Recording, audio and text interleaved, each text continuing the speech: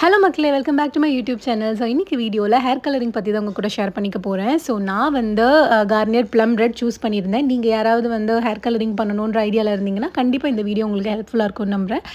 Subscribe பண்ணி and like பண்ணி என்னோட சேனலை சப்போர்ட் பண்ணுங்கள். ஸோ நான் வந்து ஒரு 1.5 இயர்ஸ்க்கு முன்னாடி வந்து கலர் பண்ணியிருந்தேன். அது வந்து பார்லரில் போய் பண்ணியிருந்தேன். ஃபேட் ஆகிடுச்சு. ஸோ இப்போ கலர் பண்ணலான்ற ஒரு ஐடியா வந்தது. ஸோ என்கொயரி பண்ணும்போது மோர் தென் 5K அந்த மாதிரி இருந்தது. ஸோ ஜஸ்ட் வீட்டிலே வந்து ட்ரை பண்ணலான்னு சொல்லி சர்ச் பண்ணி கார்னியர் ப்ளம் ரெட் வாங்கியிருந்தேன்.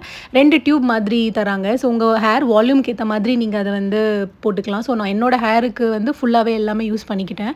ரூட்லேருந்து டச் பண்ணாமல் பேக் ஹேருக்கு மட்டும் ஃபுல்லாகவே நான் கலரிங் கொடுத்துட்டேன்.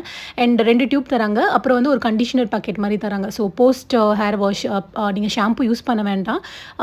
ஜஸ்ட் வந்து ஒரு 30 to 40 மினிட்ஸ் இதை அப்ளை பண்ணிவிட்டு நீங்கள் அப்படியே வந்து விடுங்க. 30 to 40 மினிட்ஸ்க்கு வந்து அதுக்கப்புறமா வந்து ஹேர் வாஷ் பண்ணிவிட்டு அந்த கண்டிஷனர் போட்டு ஃபுல்லாக வாஷ் பண்ணிவிடுங்க.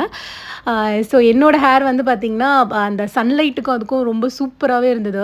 ரொம்பவும் வந்து ரெட் மாதிரிலாம் இருக்காது, சூப்பராக இருந்தது. ஸோ நீங்கள் வந்து இதை ட்ரை பண்ணணுன்னா கண்டிப்பாக வந்து ட்ரை பண்ணலாம். என்னோடய ஹேர் பாருங்கள், நிஜமாகவே சூப்பராக இருந்தது. ஒரு சின்ன ட்ரை பண்ணேன், நான் ஃபர்ஸ்ட் டைம் பண்ணேன் இது. ஸோ நல்லா வந்திருக்குன்னு நம்புகிறேன். நீங்களும் ட்ரை பண்ணிவிட்டு எப்படி இருக்குன்னு எனக்கு கமெண்ட் செக்ஷனில் சொல்லுங்கள். தேங்க்யூ ஸோ மச் ஃபார் வாட்சிங். பாய்.